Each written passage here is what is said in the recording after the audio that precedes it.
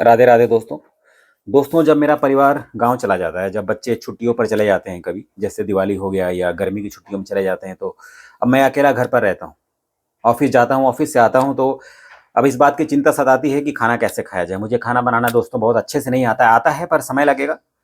बर्तन धोने पड़ेंगे, खाना बनाना पड़ेगा, फिर उसके बाद ऑफिस जाओ, ऑफिस से आओ, बहुत टेंशन भरा काम लगता है मुझे। तो दोस्तों, मैं सबसे सरल मार्ग अपनाता हूँ।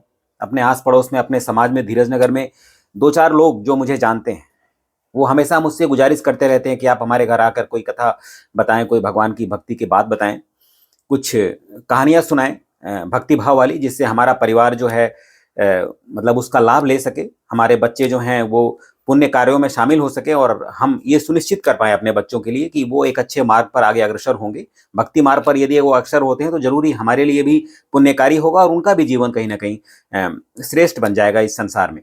तो दोस्तों, ये जो लोग हैं जिनकी इच्छा रहती है कि मैं उनके घर आकर कथा कहानियां सुनाऊं, भक्ति या भगवान की जो कथा होती है, तो जब मेरा परिवार गांव चला जाता है ना, तो मैं धीरे से इनके घर चला जाता हूँ और बोलता हूँ कि मेरा आज कथा सुनाने का मन कर रहा है। तो यहाँ पर दोस्तों कुछ कथा सुनाता हूँ, मैं कुछ भगवान की भक्ति सुनाता हूँ, कुछ भजन सुना देता हूँ छोटा मोटा।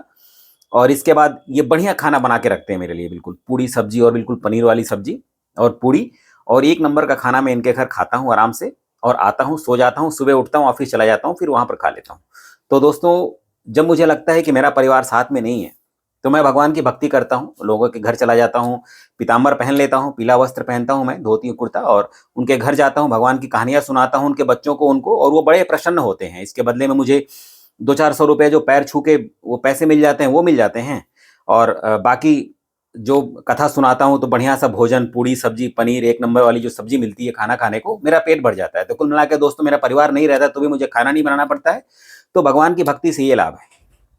एक तरफ जहां परिवार को या दूसरे के परिवार को, समाज को, देश को संस्कार देते हैं, जीने का तरीका सिखाते हैं, भक्ति भाव में उनको डालते हैं, हमारे सनातन के प्रति एक योगदान करते हैं, है ना।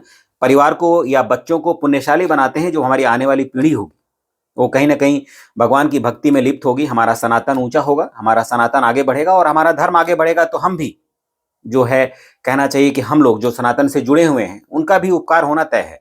तो दोस्तों, यही तरीका है मेरा। जब मैं अकेला होता हूं तो भगवान की भक्ति कर लेता हूं, उस भक्ति से देखिए मुझे कितनी सारी चीजें मिल जाती हैं।